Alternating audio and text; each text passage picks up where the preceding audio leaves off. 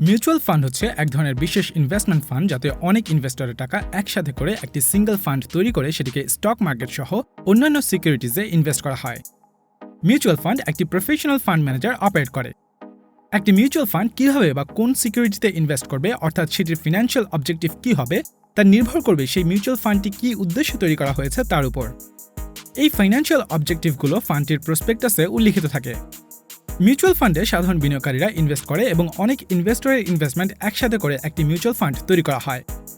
যে সকল ইনভেস্টরদের স্টক মার্কেট সম্পর্কে বেসিক ধারণা নেই তাদের একজন ফিনান্সিয়াল এক্সপার্ট হায়ার করা একটি উপযোগী সিদ্ধান্ত।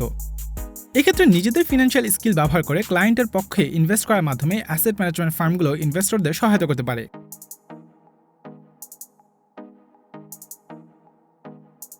অ্যাসেট ম্যানেজমেন্ট কোম্পানিগুলো মূলত সে সকল ইনভেস্টরদের ফিনান্সিয়াল অ্যাডভাইজার হিসেবে কাজ করে যাদের ইনভেস্টিং স্কিলে কমতি থাকে বা পর্যাপ্ত ফান্ড না থাকায় ইনভেস্টমেন্ট ডাইভার্সিফাই করতে পারে না।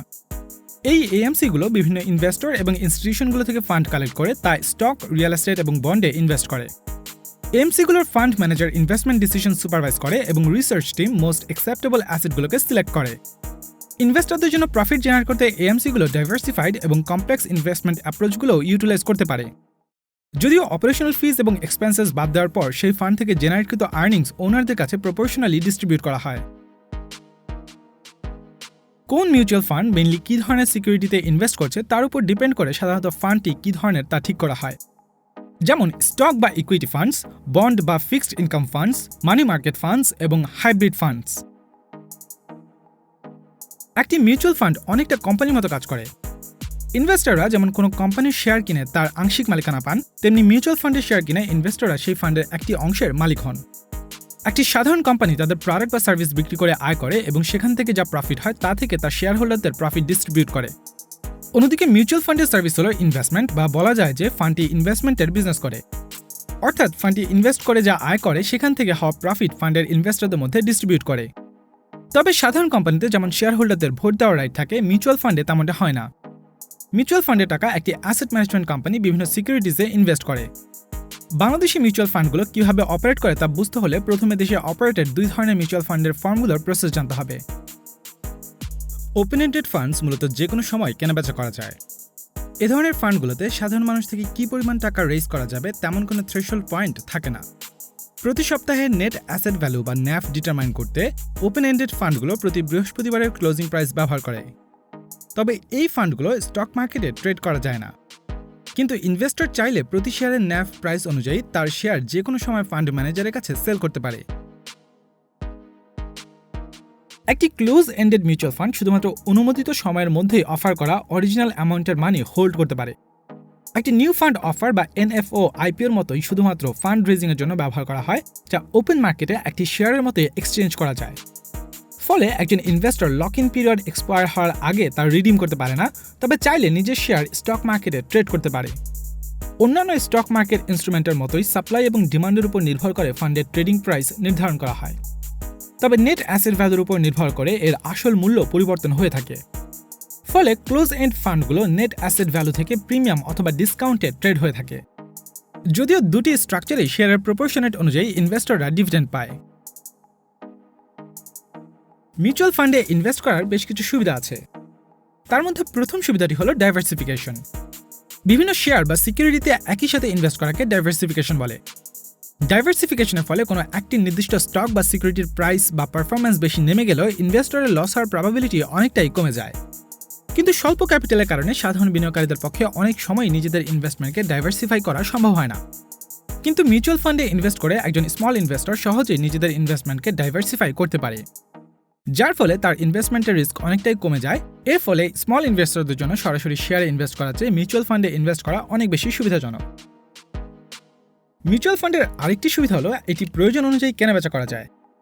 ইনভেস্টর চাইলে যে কোনো সময় ক্লোজ এন্ড ফান্ডের ক্ষেত্রে স্টক এক্সচেঞ্জে এবং ওপেন এন্ড ফান্ডের ক্ষেত্রে ফান্ড ম্যানেজারের কাছে তার শেয়ার লিকুইডেট করতে পারে। তবে লিকুইডেশনের পূর্বে ইনভেস্টরকে প্রসেসিং ফির কথা বিবেচনা রাখতে হবে। স্মল ইনভেস্টরদের নিজেদের সামান্য বিনিয়োগকে লাভজনক করার জন্য অনেক সময় স্টক মার্কেটে অনেকটা সময় ও শ্রম দিতে হয়। যেমন রেকর্ড ডেট বা শেয়ারের দামের ওঠানামা সম্পর্কে নিয়মিত খোঁজ খবর রাখা অনেকের পক্ষেই সম্ভব হয় না।